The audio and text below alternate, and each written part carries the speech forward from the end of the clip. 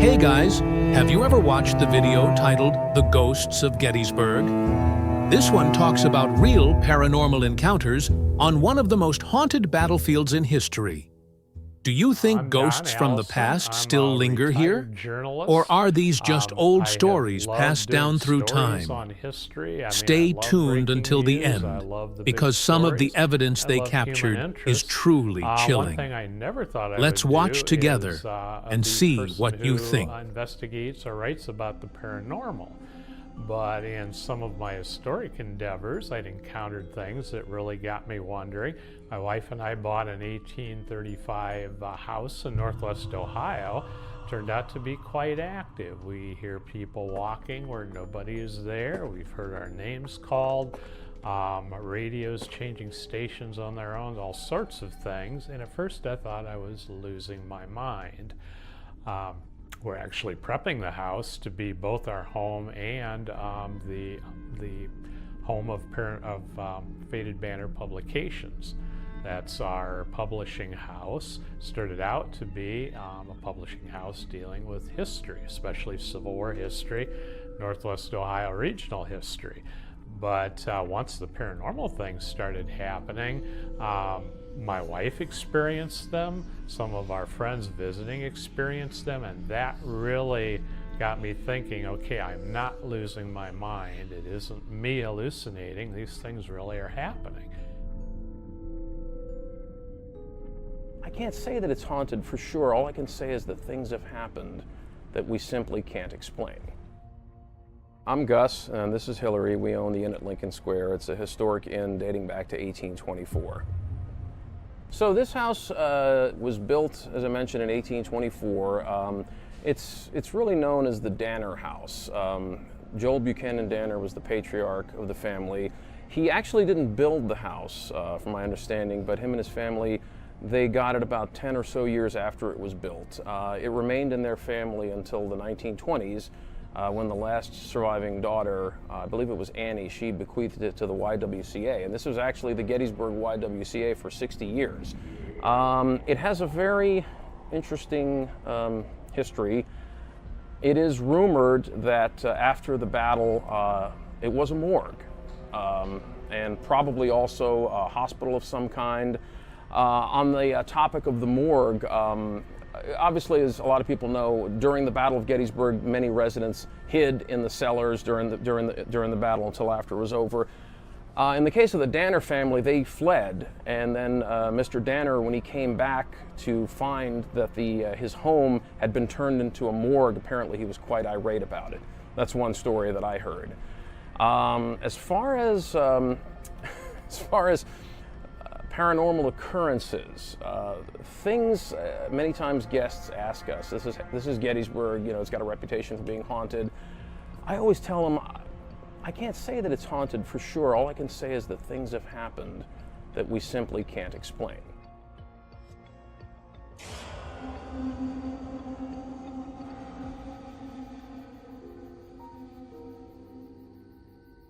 My name is Jessie Grindle. I am a sensitive medium. My first experience with the paranormal, or ghosts in general, would probably have been at my house growing up. We lived in a house that was more of an auditory haunting than anything.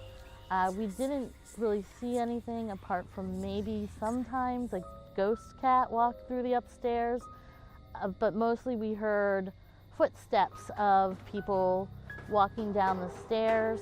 And the front door would sound like it was opening, but it wasn't moving at all. And there was one time we were in the kitchen. It was me, my mom, and two of my sisters. And we were expecting my dad to be coming home from work. And where I was standing, I had a straight shot right to the front door, like I could sight line to the front door. And we thought it was him coming in, and we all heard the door open. And my mom said, "Oh, your father's him." And I said, "I'm looking right at the door and it is not moving."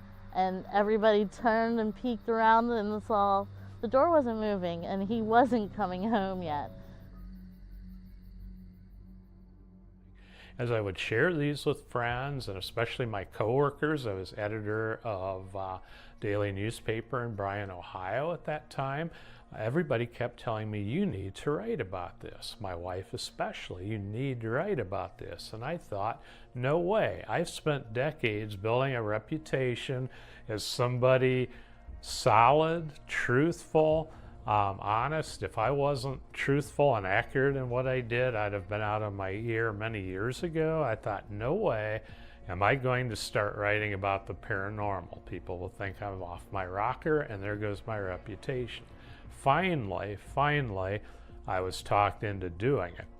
The catalyst for doing the book was a trip I took with my grandson. His name's Connor. He was 14 years old. And every spring break from school, he would want to do history trips.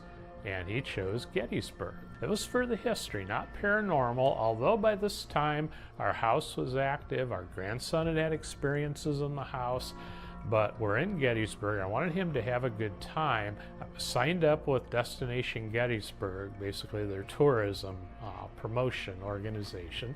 And as being a journalist, they offered some sample things to do, behind the scenes looks. One of them was a paranormal investigation. I thought, I want Connor to have a good time, so we'll go on this investigation. They took us to Sachs Bridge. I did not want to go to Sachs Bridge. It is a historic structure. It's a covered bridge. Both armies traveled over the bridge during the Battle of Gettysburg, but I'd seen it. I was hoping to go to a field hospital or something really, really cool. But they said, you'll like Sachs Bridge. Got there. I found out that Sachs Bridge actually was one vast field hospital. The very worst wounded Confederates and some of their very worst wounded Union prisoners were left there after the battle. Buildings were full of wounded. I mean, these were the most grisly of wounds, people who could not travel with the Army. My most memorable experience at Gettysburg has been at Sachs Bridge. My friend and I, we go there frequently throughout the summer, sometimes during the fall, and we were using the dowsing rods, and I'm a big fan of the dowsing rods, but we were using the dowsing rods, and we were talking to who we believed to be a soldier. I said, can you point where you're at? And my friend said, yes, I'll take a picture of you. So the rods move together and point like kind of right in front of us.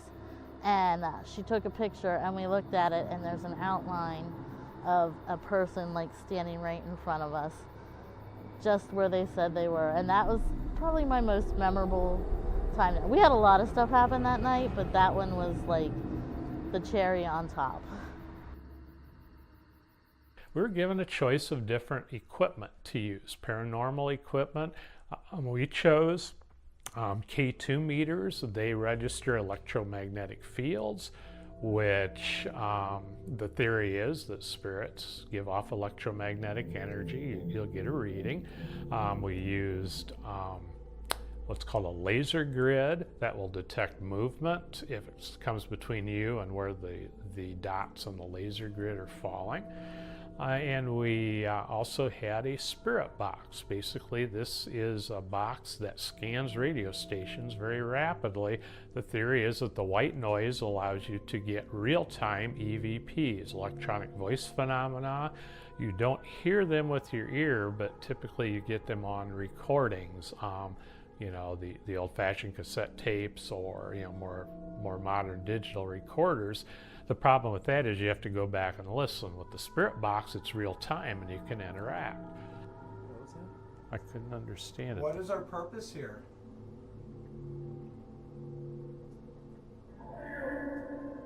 We're here. Virginia. We're Virginia. Do you have a message you'd like us to share? Camouflage.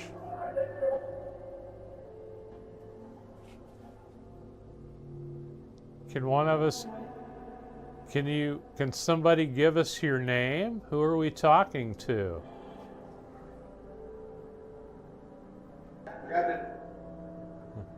It's not New Year.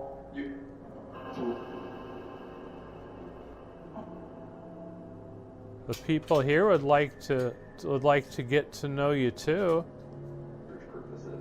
There's purposes. Are there any soldiers here with us tonight?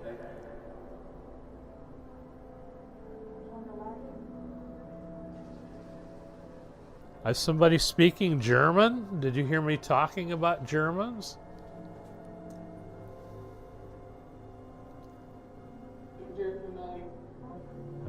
You're familiar?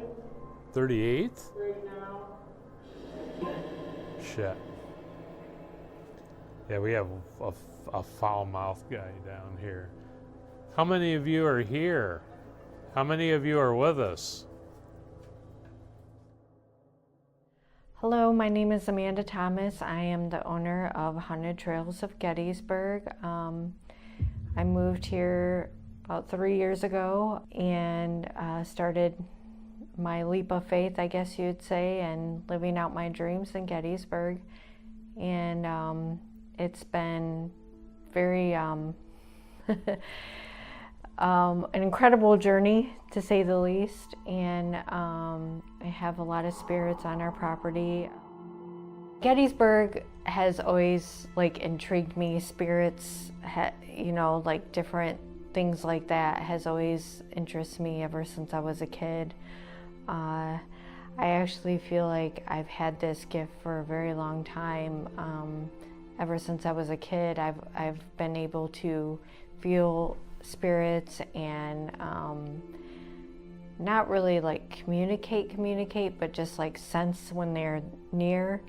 And Gettysburg has always been very intriguing to me. The Civil War has always been very intriguing to me. And my husband and I, we came here 8 years ago, and we just fell in love with Gettysburg. And we decided to start bringing our kids here. Every time we left here, we just did not want to go back to Michigan, because that's where we used to live, because we just felt like our hearts were here in Gettysburg. So we had actually no clue about the property and the historical value or the spiritual activity on the property at all. We had absolutely no clue when we bought it. It's funny because the house actually had been on the market for 3 years, and our realtor was like, I cannot sell this house. Well, we know why, is because there was so much spiritual activity. It's funny because he was saying that some of the people that came to look at the house would leave the house and call him later and say that they had a headache or they were sick. Some people couldn't even get past the front porch. And I honestly think it just wasn't meant for those people. It was meant for my husband and I. This house and the spirits chose us, and I think it was because they knew that we would honor them, we would, help other people. That's the thing that I feel so passionate about, is helping other people to connect to the other side. And that's something that I've been able to bring to people. I never imagined that what I call is my spiritual awakening, to be able to help other people. And it's not only Civil War spirits that we have out there. We have an expressway that is right next to our property. We have car accident victims that come through out there. So in my belief, I think there's some kind of a portal or something on the property. Somebody told me that maybe there's ley lines that could also contribute to a lot of things. And I actually had one of my friends tell me that, Amanda, I think a lot of it is you too, because you are so connected to the other side that maybe, you are able to bring those spirits to, the property and help people. Now, this was to be a 2-hour investigation. Unfortunately, there were so many people around, I thought this isn't going to work. Sachs Bridge is quite popular. We spent 2 hours and got almost nothing. We got one answer on the spirit box. The investigator was young lady was trying to get answers, and she said, can you tell us what color coat any of us are wearing? And we did get a clear blue. I had on a blue coat, but I was underwhelmed. Maybe it's a good way to put it. Our investigator kind of startled. She said she saw a shadow figure. I did not see it. We went back across to the side of the bridge where we started, went back into the woods, and I will say there was a heavy feeling in the woods, and my grandson was startled. He saw a shadow figure. I didn't see that one either. So we go back to the bridge. We had about 10 minutes left in this 2-hour investigation, and all of a sudden, everyone was gone. We had the place to ourselves. So we started getting answers on the spirit box. Investigators saying, anyone with us? Yes. How many of you are with us? 7, 8, 9. Well, what year is it? 1863. And I am immediately thinking, how in the world are they hoaxing us? They want this journalist to give them a good write-up. What's the hoax? How are they broadcasting to this? A few winters ago, winter is our least busy time of year, there was a weeknight in I think it was a Tuesday or Wednesday in February. And we received a review, and it said, wonderful inn, charming location, really enjoyed our stay. We just wish that the couple above us with a young child would have done something to discipline that child, because around 7 p.m., the child jumped off the bed and just started rolling over to the side, to the wall. And then this repeated over and over till about midnight. Very annoying, very intrusive. Then it stopped, only to resume again about 7 in the morning. Other than that, we have no complaint. We just don't know why people can't be better parents to their children. There's a small problem with that. There was a big... There was nobody there that night. They had nobody, there was nobody staying at our inn other than that couple that was staying in the first floor. That Tuesday or Wednesday night in February, they were the only guests in the house that night. We didn't have the heart to tell them that what they heard was, well, it was nobody's living child. That's all I can say.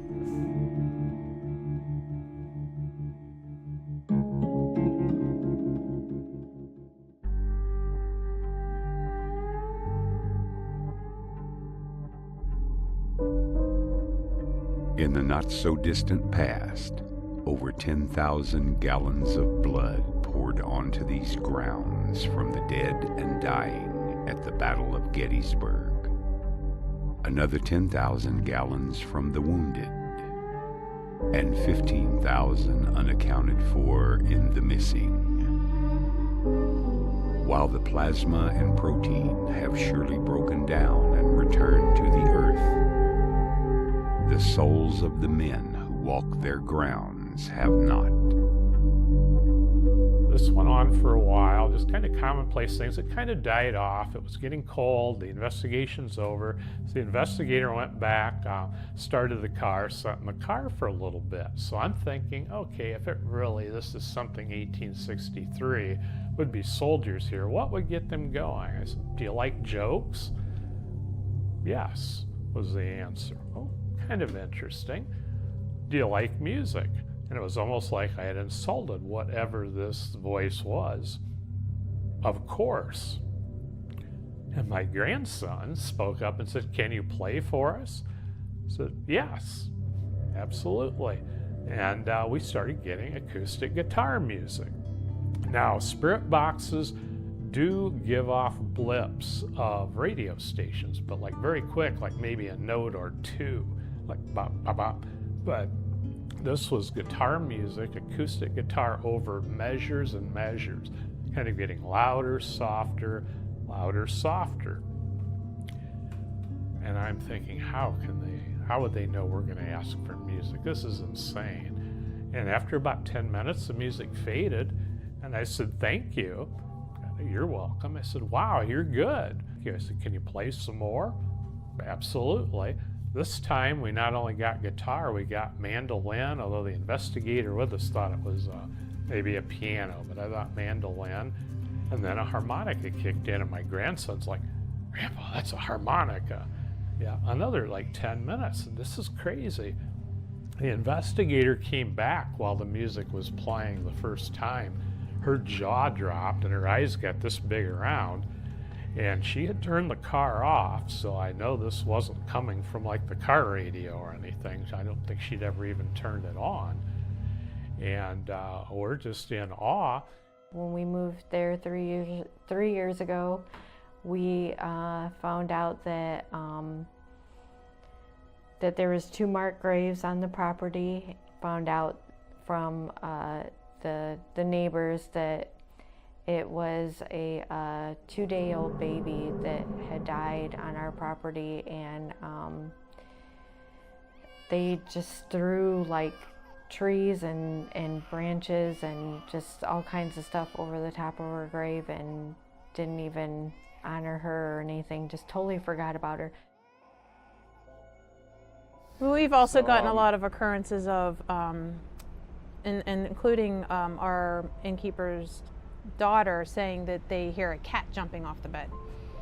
And then we just had another strange occurrence that somebody actually saw something. The one thing that I remember is when we would come in here, my daughter would be like, well, he's upstairs. So there's a guy that she knows is always around, and he's apparently a grumpy old guy. And she just knows he's here.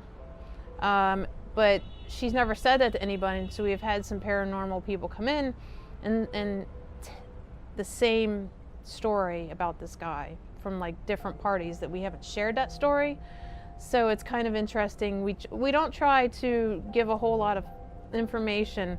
So when we have guests or even like our innkeeper or daughter say something, we're like, heard that before. But we don't want anybody to come in here and like be expecting to have X happen or Y happen or whatever.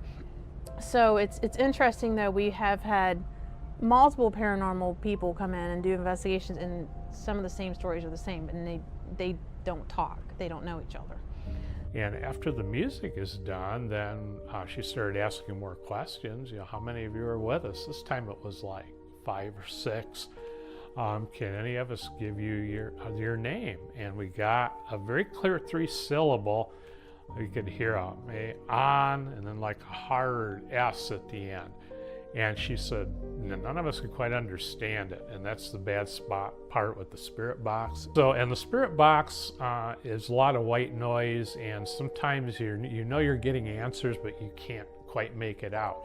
Well, whatever this was wanted that name known, because the investigator kept saying, I'm sorry, can you enunciate more clearly? And we would get that on, and at least a dozen, maybe up to 20. It was just many, many times, and you could just sense the strain in this voice.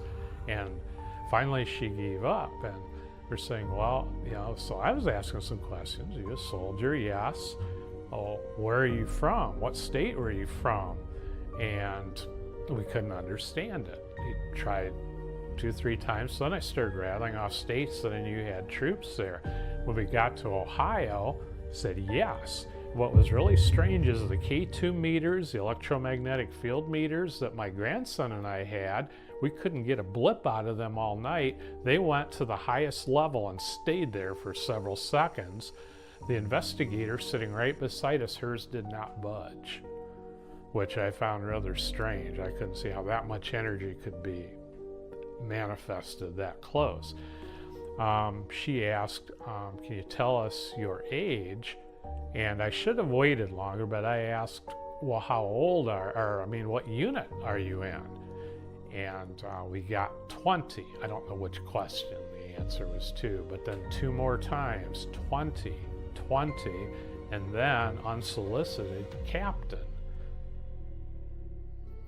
I think opening your mind more is kind of a hard thing to do, because I mean, it wasn't until probably 5 years ago that I was told by somebody that I was psychic. And I was like, no, I'm not psychic. I'm sensitive to energy, but I'm not psychic. And she says to me, oh, you got a lot of like stuff going on up here. And she goes, but you said you were sensitive to energy. What do you think sensitive to energy is? And I was like, you have a good point.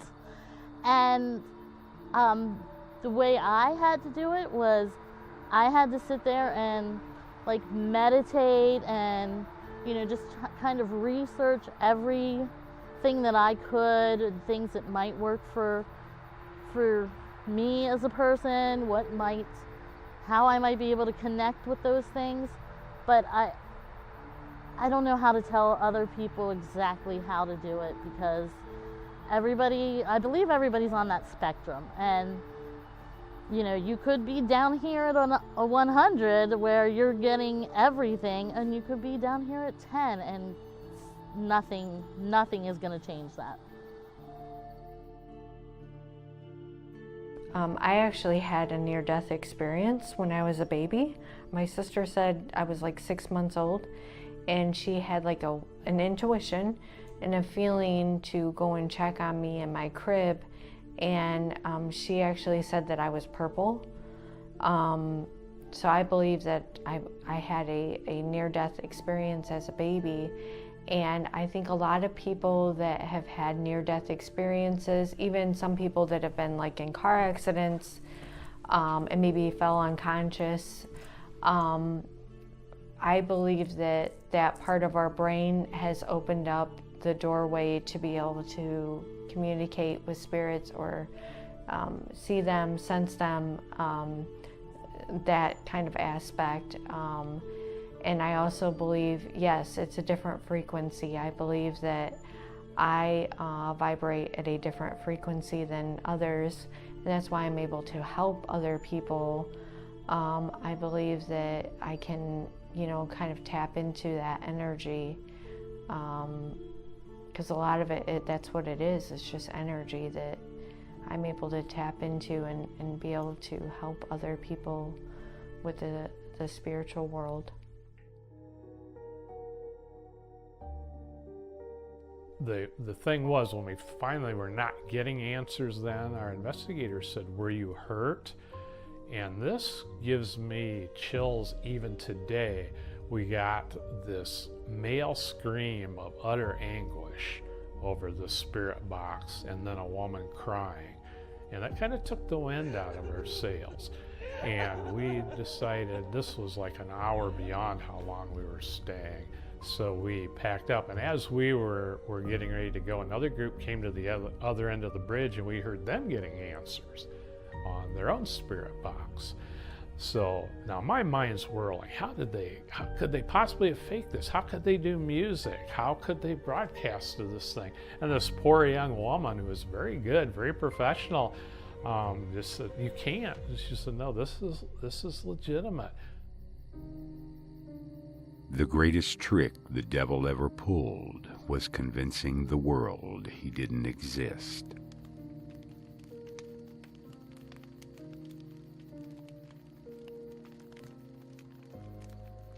We're going to be doing the Estes method with the spirit box. I'm going to be wearing the headphones so I can't hear what's going on, but I'll be saying what I'm hearing in the headphones, and you can all feel free to ask questions or say your responses out loud and see what we get from that. All right? Going in.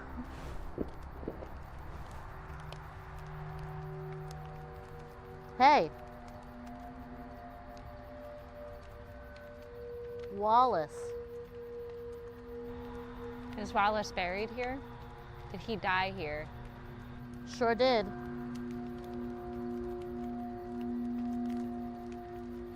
Are you in any pain? Too much. Is there anything I can do to help with your pain? Nothing. He's talking. Too much. It's going so fast I can't even understand what they're saying, and there was a lot coming in there. But I'm going to try to slow it down. I'm okay for the moment. My legs are a little shaky, but I think so, and they all want to talk about it, whatever is here.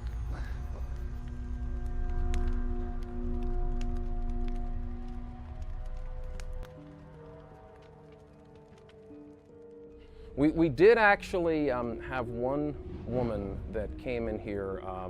She said that she had, I think she was a medium actually, and she was very sensitive to paranormal activity. And that was the only time we actually had a guest leave.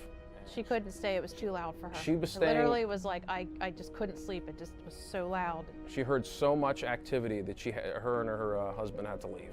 So they left around midnight. They called us and they said, we're really sorry, nothing wrong with your place except for I'm a medium, I'm very sensitive to these things, and I can't turn it off. It will not turn off. I think also, you know, a lot of times it seems like when you're looking for something, it's like that's when it doesn't happen. It's when you're not thinking about it is sometimes I think when things do happen. So since I'm always thinking, all right, am I gonna see something today? Am I gonna hear something today? Maybe that's why I haven't seen or heard anything yet. I don't know. Maybe I just need to suspend all of that and just, you know, maybe one day when I least expect it, something will appear or I'll hear something. But I mean, the place is 200 years old, so, you know, it's got to have a lot of secrets. Yeah. Yeah.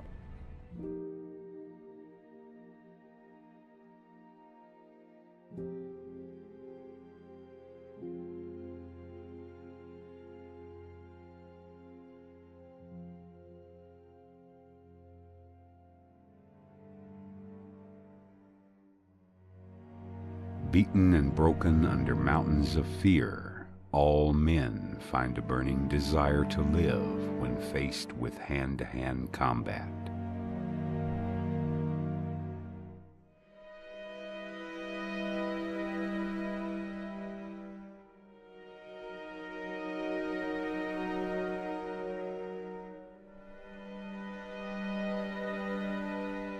Is it possible these spirits burn on long after their mortal shells expire?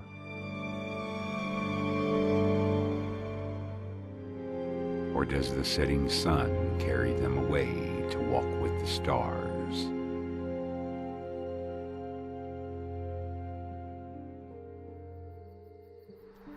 So we did a spirit box session earlier, or the Estes method as it's called, where I was wearing headphones and listening to the spirit box, and several other people were sitting around asking questions or making comments, and I couldn't hear what they were saying, but I was relaying the messages that I was hearing from the spirit box on out loud to everybody. One of the most unique experiences that I had during the spirit box was there was a gentleman that spoke frequently, and he had an Irish accent whenever I was hearing him on the box. And it really caught me off guard because I don't expect to hear an Irish accent, but from what I found out, the Irish Brigade was not too far from the location that we're at.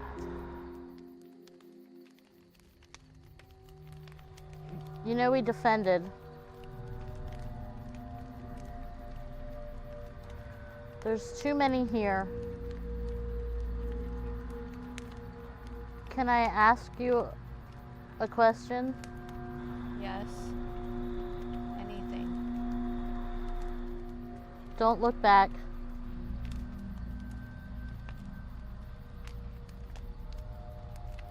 Look forward.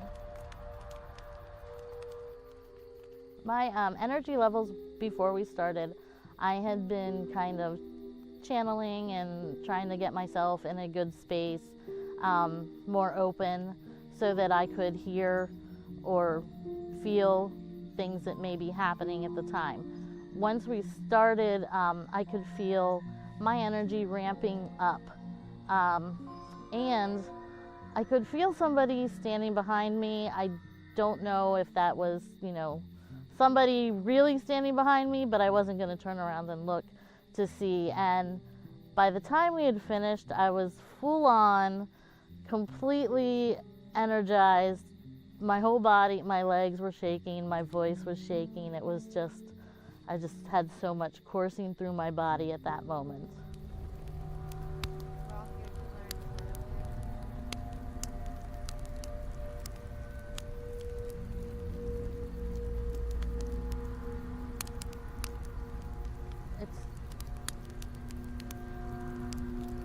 surprise.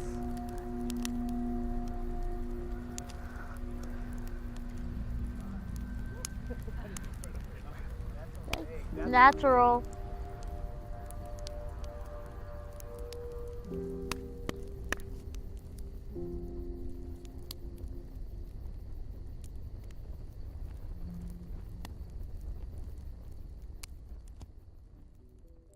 Well, I decided to write my first book. I Met a Ghost at Gettysburg. I thought that would be it for paranormal. I thought, like a journalist, like you do, I'll do this topic. I'm studying this topic. I'm writing this topic. I'll put it together, do my best, bring it out there, and put it to rest. But there were some nagging things going on. The activity in our house kept ramping up, and one other thing happened with my grandson on that trip too. And I will backtrack a little. I'd had an odd experience researching things going on with our house and talking with paranormal experts. And in one of the haunted homes here in Gettysburg, I interviewed a paranormal expert. And when we were done, I tried to take a photograph. I took photos of him. I thought my wife was with me. I'll get her with him in the photo. And my camera would not take a photo when she got in the picture. My batteries were fresh. I changed batteries. I tried. I kept pressing the shutter. The camera would turn off when I pressed the shutter. Finally, I was able to get 2 photos. And I thought that was odd. At first, I was embarrassed, but the gentleman says, no, that stuff happens here all the time. Left there, the camera worked fine, worked perfectly the next couple days. So 2 days later, we ended up coming back onto the park from a side trip we had done because it was raining. Just when we hit the edge of the park, the rain stopped. I turned on my turn signal to turn onto Confederate Avenue thinking, yeah, I'd like to go to Little Round Top. I've always been fascinated with that part of the Battle of Gettysburg. I had forgotten that to the right ahead of us is the Alabama Monument, which is a beautiful monument to the Alabama soldiers. As I'm turning, the song Sweet Home Alabama came on the radio. Neither here nor there, perhaps, but I pull up to the Alabama Monument and the song's playing. I get out of the van and I thought, well, this is beautiful. The rain, it was fall, the foliage is beautiful. I'll get some pictures of the Alabama Monument. I could not take a picture of the Alabama Monument. I pressed the shutter of the camera and it turned off. I tried probably 24 times and got 2 photos to work. Left the monument, worked fine. Got up to Little Round Top, I went to the 20th Maine Monument. The Alabamians attacked the 20th Maine and other regiments there. I could not take a picture of the Maine Monument. Same thing, the camera would turn off if I pressed the shutter. I could take any other picture looking around, not that monument. We moved on, and I could not take a single Union Monuments picture on Little Round Top. My camera would shut off. Once we got off Little Round Top, it worked perfectly. The camera never malfunctioned again. How does one explain the unexplainable? Rationalize the irrational? Refute the irrefutable? Gettysburg has a lot of ley lines, and I'm not sure if our property resides on them. It's underneath the earth, and they're like magnetic fields that kind of amplify spiritual activity. I also know that Pennsylvania itself is known as the Keystone State, and that's because of all the stones and crystals. So that also plays a role. Actually, Gettysburg has a lot of like crystals and stones and stuff like that. That has been known to amplify energies and stuff. Actually, people, especially in this area, because it's a very holistic type area, people have known to cure their illnesses with stone therapy. But you can also tap into those energies. As you see, I mean, I wear my stones, and they also amplify spiritual activity. So I think it all connects. It all connects. So Yeah.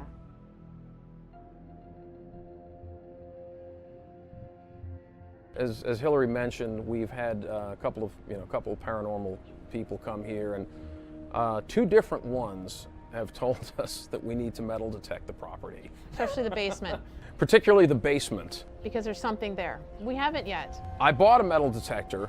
I did get one a few months ago, and I am planning on doing it and possibly filming it as we do it to see if we do in fact find anything. We literally had a medium when they were doing an investigation call in, and they were talking, and the people that were here didn't say a whole lot about the area, and that was the first time she was like, here's where you're at, and she was telling us stuff she shouldn't know.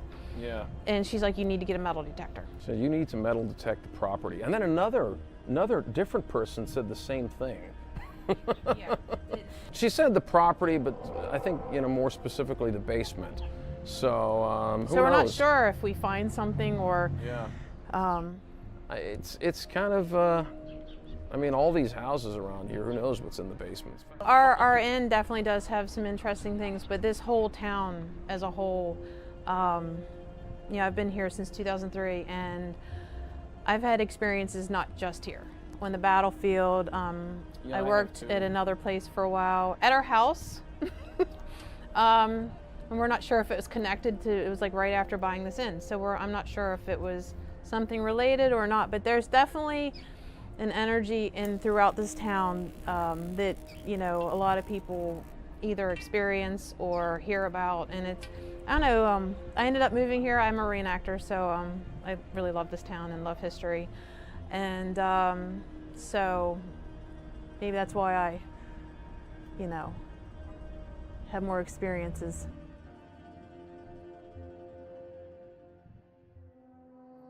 My name is Desiree. I am someone that has had some experiences before with paranormal or ghosts.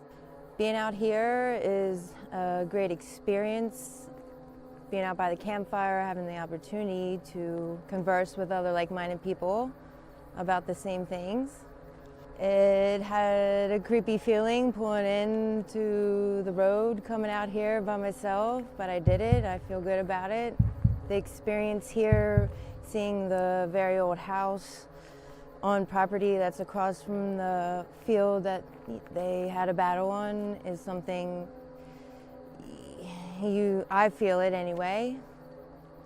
There's energy here that I feel, and I was glad to be sitting beside Jessie, the medium, and she had my headphones on, but I could also hear a lot of noise coming through, especially after questions that were asked. Definitely gave me hairs, the standing up on the back of your neck kind of feeling.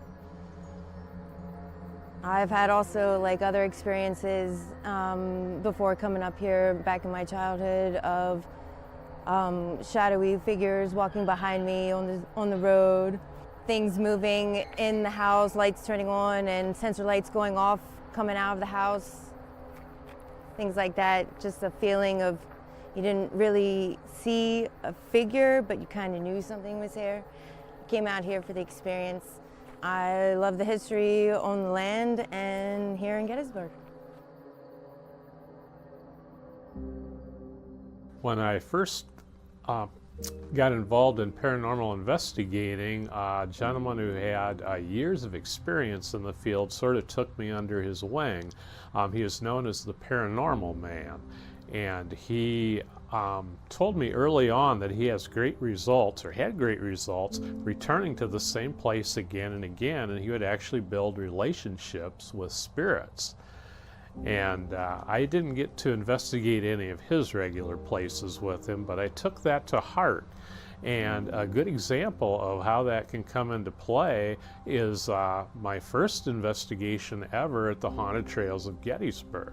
I was in the cellar where we're speaking tonight, and I started asking the typical questions, and we had a phasma box. The phasma box is going, and I said, is anybody here with us tonight? I got a yes.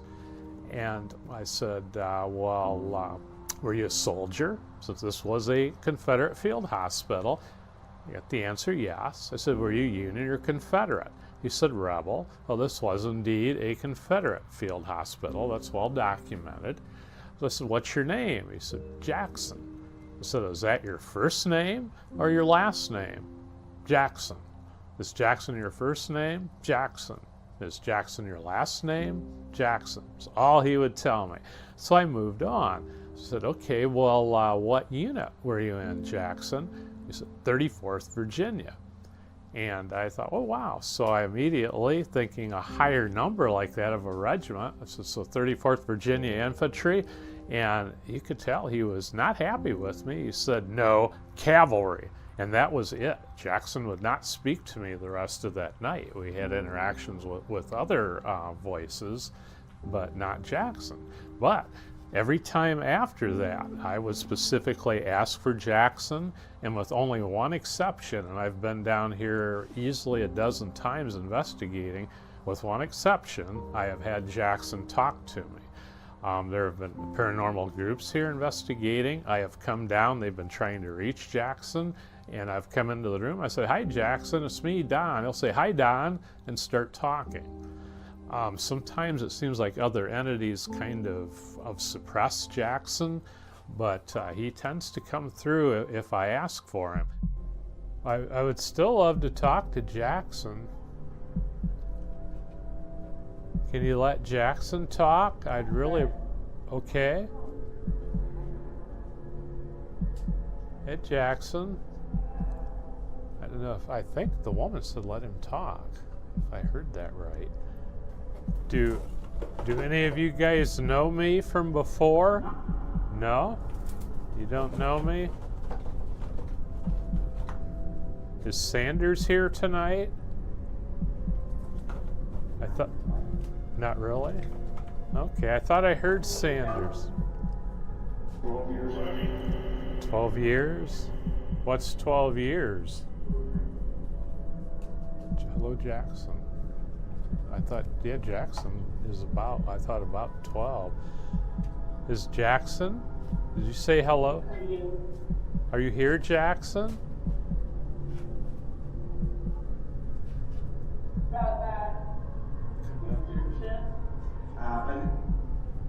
Hey, Jackson, I thought I heard your voice, but I couldn't understand you. Can you say hi, Don? The people here would like to get to know you too. There's purposes.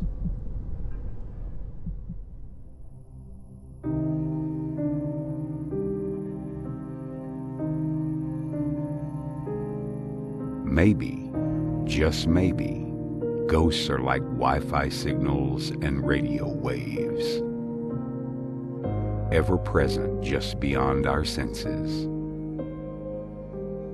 Walter was a Confederate that's buried on our property. We're still trying to do more research about him. Our property was used as a Confederate field hospital. But what people don't realize is that there's Union there too, because with field hospitals, there was both. And there used to be a barn on our property that held the soldiers, and then like in our stone cellar, we have an original stone cellar. We found artifacts. We found three CSA buttons in the cellar, so we believe that there is, soldiers down there. We actually just started finding Union artifacts on the property, and then that's when we found out that the field hospitals would have brought both. The Park Service has actually come out to our property and actually did an investigation, and from what the guy was saying is there could be still more buried on our property, because they would have done that back then. They would have just thrown the soldiers and just buried them, unmarked. So there could be still some that are buried out on our property. still doing more research. It's really hard to get a lot of research that is not in the town part of Gettysburg or, you know, like on the battlefield. Since we're on the outskirts, we're, you know, closer to Hunterstown, and there was a battle of Hunterstown as well. Years ago, we were working on a project up the street. It was, and there was a house that we had rented, and the day that I was still living up in New York at the time, and I'd driven down here, and I got to Gettysburg around 1 o'clock in the morning, and I was the only person in the house, and I was trying to go to sleep, and the TV kept turning itself off and on, off and on. So I called the guy that rented the house, and I asked him, was there something wrong with the TV? And he said, well, I don't think so, but I should tell you that there are some strange things that happen in this house. And I said, oh, well, thanks a lot. It's, 1:30 in the morning. I'm here in this house by myself. You could have told me before I got here. But anyways, I said, well, all right, well, I'll try to go to sleep, whatever. So I did manage to go to sleep. And then the next morning, before I was heading out, and I had my laptop bag slung around my shoulder. And it's one of those bags that, you can clip it on both ends and, hook it on or unhook it. And I'd had this bag for many years, and I'd been, on subways with it. I'd walked 30 New York City blocks with it. I'd fallen down with it. This bag was fine. There was nothing wrong with it. And I was feeling a bit brazen that morning. So before I left, I stood in the vestibule of the house, and I said, I pronounced out to the open air. I said, well, if there's anything here, I'm not scared. As soon as I did that, one end of the bag unhooked and fell to the ground. So I picked the bag up and I backed out of the house, and I said, I'm sorry. I didn't mean anything by that. I'm gonna leave now. And then I went, and then when I came back later that day, you got your stuff and stayed somewhere else. Yeah, I got my stuff, and I stayed at the Travel Lodge down the street. And I said, before I even entered the house, I said, hey, listen, I don't want any trouble. I'm just getting my bag upstairs, and I'm out of here. So please don't mess with me. So whatever it was wanted me to know that that it was there. So again, one of those things that I don't know how to explain. I've actually concluded that Jackson is not really a soldier. It's very intriguing. He said 34th Virginia Cavalry, and the research shows that the 34th Virginia Cavalry Battalion was indeed present at Gettysburg. And to really add further evidence to the historical record for Jackson, there was an officer's belt buckle found here in the cellar, apparently buried in the dirt in the old part of the basement, with a 34 on it. So lots of good historical evidence, but we believe Jackson may have been a camp servant for somebody in this regiment. He could have died of disease. He could have been, young boys would get wounded, drummer boys and so forth, or killed in battles. So I don't really know the full story of Jackson, but that's what the belief is. Jackson, and he seems to be a younger person, maybe 12, something like that, maybe a little younger because he likes to play. We've prompted him, Jackson, here's some marbles, would you like to play? And the marbles will move. We've had a ball on the floor, and Jackson, can he play with the ball? Yes. Also likes to manipulate, there's a toy train. It may even be down here tonight. It's wooden, like they would have had in the 1860s. I was down here with another investigator. We were a good 10 feet apart down here, and in between us was this train, just the 4 cars placed haphazardly. The lights were out. We were down here a good hour interacting with Jackson. And when we turned the lights on, the train cars were placed neatly parallel between us. It blew our minds. We looked at each other. Neither one of us could have reached it.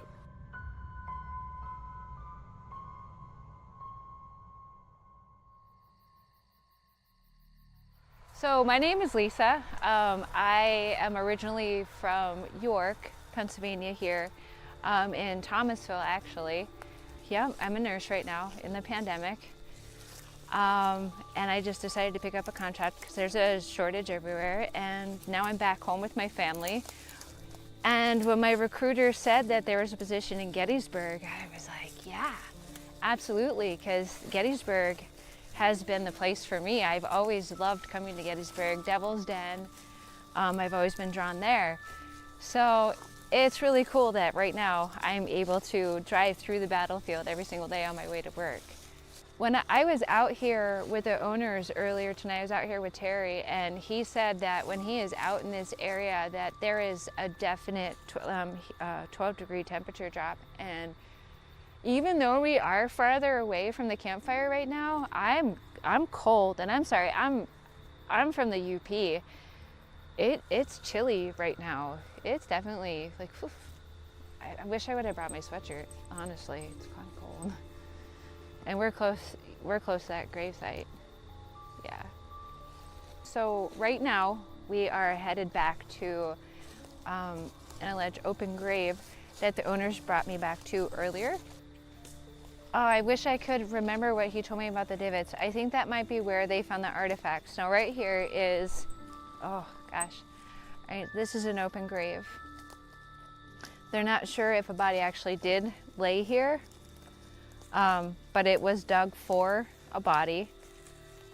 The owner did find artifacts. There's some divots. That's what he was saying, is that previously, because they come out and they do metal detecting, they found a Washington inauguration button, which was very commonly carried on soldiers.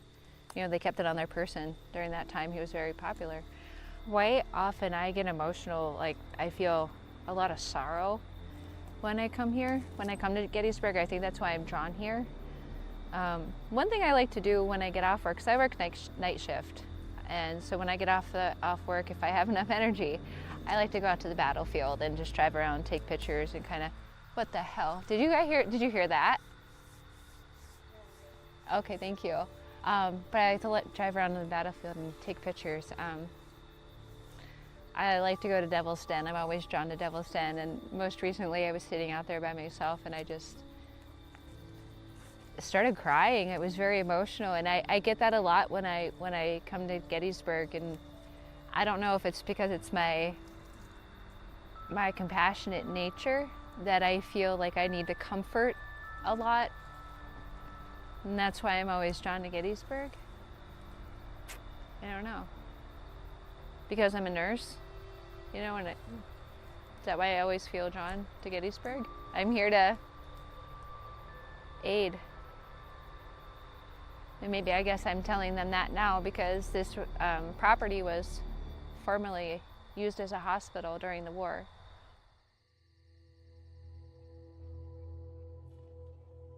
To those that are skeptical that come out on the property, which I've had a lot, I just always tell them to try to be optimistic or open-minded.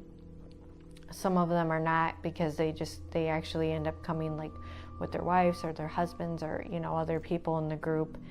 I have had, though, a couple of skeptical people that have seen stuff and experienced different things on the property. One guy, he was actually watching a football game on his phone while his wife was investigating, and they went in the cellar and investigated, and he actually had a name come through to him that was a loved one of his, and he actually left the property less skeptical. So, but I mean, you're gonna have that, and I welcome that, because, you know, I just want people to, you know, be a little more open-minded, people. You don't know what's out there, and there's a lot.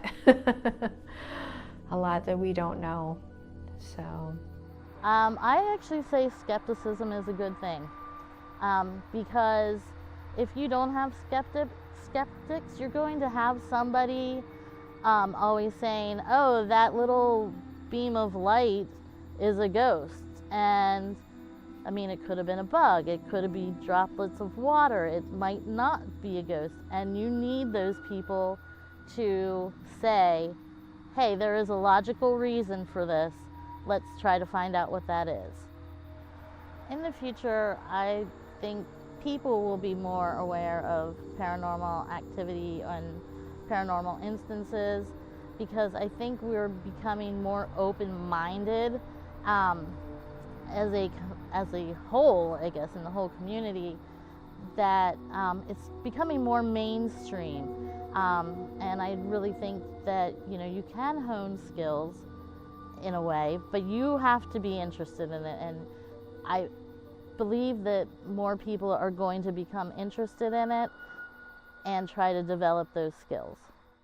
One thing that I have found, I have talked to a lot of people in the field, and you can actually develop your sense of the paranormal. Sensing the energies is how it works for me. Some people are sensitive to other aspects of it. For me, I get the energies, and you can learn to tap into that. Often I will sense a feeling in the atmosphere when I just sense that energy, and often things will happen. If we're in an investigation, that's when you get your phasma box or your spirit box to start popping, or your K2 meter to indicate answers. As you can use a K2 meter, yes, no, just as you can dowsing rods. Another friend told me my wife, her name was Virginia, he was in an assisted living home. He said, I think I can tell you this. He says, people tell me I'm nuts, but I see Virginia. She comes to me in the bedroom, and I've seen her several times. My grandmother, Southern Baptist minister's wife, told me, she said that Henry, it's my grandfather, who'd been dead for years, comes and talks to me at night. She was the most serious person. She said, I'm glad I can talk to you about it, and you don't tell me it's just my imagination. She said, it's real. So my purpose in all this is to get people to open up and accept this. I'm firmly convinced our time on this earth is not all that there is for us. Our energies, our souls, if you will, I firmly believe that the evidence is ample, does indeed continue. And I think if we think about that, we can maybe approach our life here, maybe be better people, maybe at least be not so afraid of death, not avoid it, but realize it's part of living. We're all going to die, and you might as well come to peace with it. And I think the realization it's not the end, maybe we can help mankind. So yeah, I do have a purpose out of all this. Coincidentally, I would say my forte in nursing is hospice, and I think that might be one reason why I feel compelled to, the spirit world. Maybe in a sense, my job here on Earth is to help death be less traumatic, and obviously a lot of soldiers here died quite traumatic. Just a thought. I'm very thankful for what we have there, and I'm thankful to have a husband and kids that are very supportive of my paranormal business and what I do. And I'm really just thankful to be able to have this gift and to have the property to share with the world, because that's what I want to do. I want to share everything that I have with the world. I want people to understand that they have power and they have this gift too. If they can just be more open-minded, you can tap into this, and it's pretty awesome. So that's it.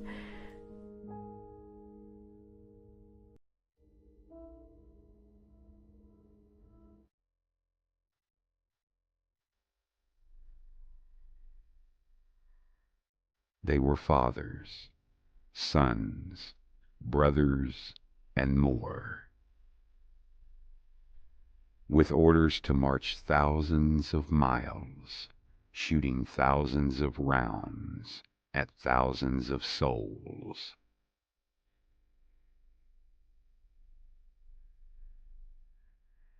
The courage and bravery required for such a task a testament to their fiery spirits in the most daunting of times. Is it not possible these young men, whose lives extinguished prematurely, flicker on atop the grounds they drew their last breath? While we can measure the height and mass of all men, their heart remains immeasurable. For have we not been surprised time and time again in our brief history on this planet at the miraculous complexity of life? A uniqueness ever unraveling as humanity marches on to wonders we can't even conceive.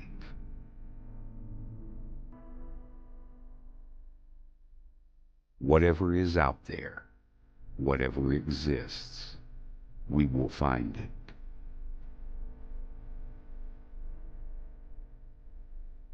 Curious by nature, unwavering in stature, we will continue to unlock life's mysteries on our journey to enlightenment.